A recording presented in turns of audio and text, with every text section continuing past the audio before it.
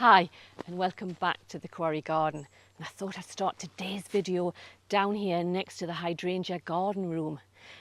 It sounds a bit fancy garden room.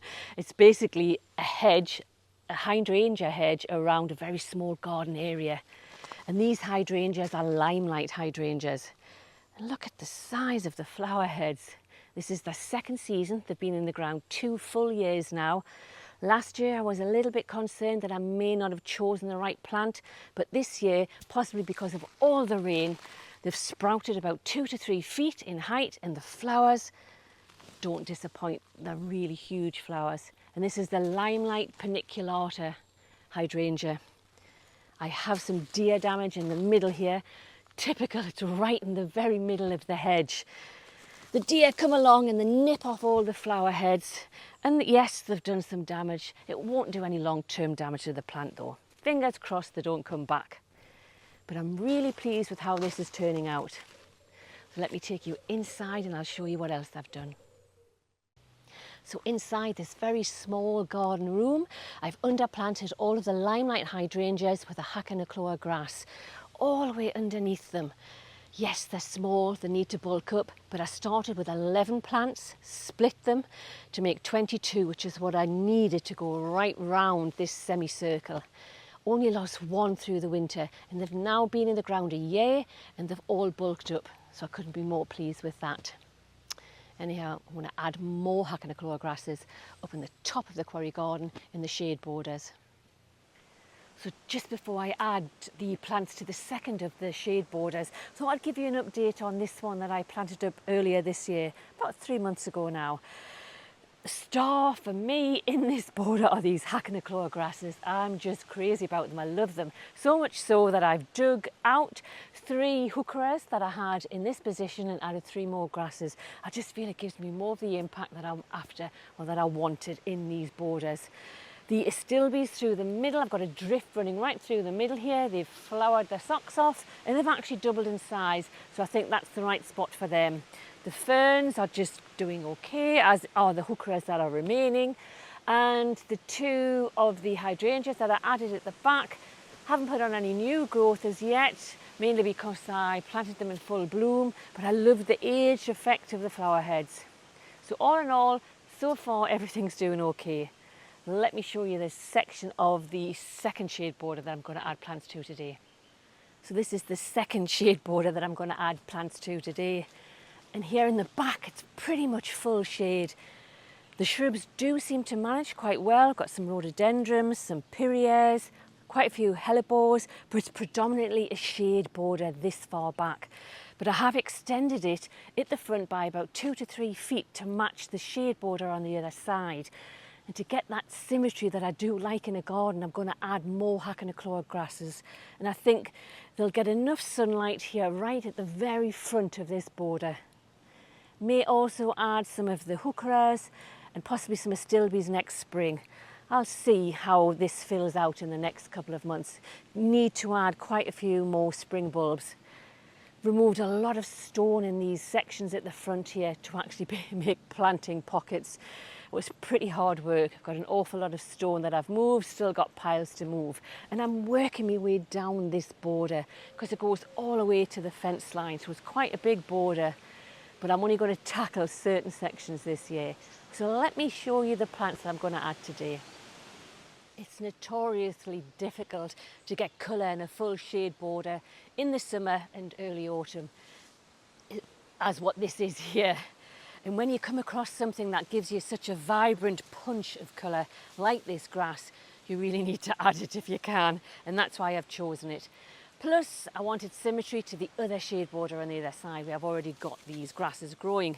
So this particular one is Hakonechloa Aureola, and it's the variegated type of Hakonechloa. It does have a very insignificant seed head this time of year, but you actually grow it for more of the variegated leaves. Very pretty grass. It's a deciduous grass. It will die back in the winter.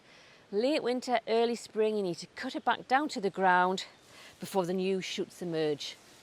It likes partial to full shade, and it'll grow really good near the front of the border there. You can grow it in full sun. I've actually got it down in the quarry, bottom of the quarry garden in full sun, and it will grow there as long as it has enough water, enough moisture. If you don't give it or provide enough moisture, it will possibly crisp up in the sun. Not a plant to be out in the full day sun if you live in a hot climate. Height-wise and width-wise, about the same, 18 inches to 2 feet. And I think that's about it. It's a really very pretty grass to grow. So I'm going to grow 2 clumps here and then further on near the bench. The second plants I'm going to add are 2 Dryopteris ferns. Now I grow a lot of Dryopteris ferns here. They're all mainly evergreen, like this one here in front of me. This one is called Brilliance, and again this is pretty much evergreen in my area. And the second one is called Jurassic Gold, and that's this one here. Both of which have lovely orange, golden orange fronds that unfurl in the spring. Very pretty. Then obviously as the season goes on, they'll go to this lovely green colour. The Jurassic Gold, they're both hardy, but this one will more than likely die back even in my climate, but it will emerge again in the spring. And then you can see the lovely orange fronds on this one that's just unfurled even now in the summer. So I'm going to add both of these either side of this existing one. So let me place the plants, add them, and I'll show you what it looks like at the end.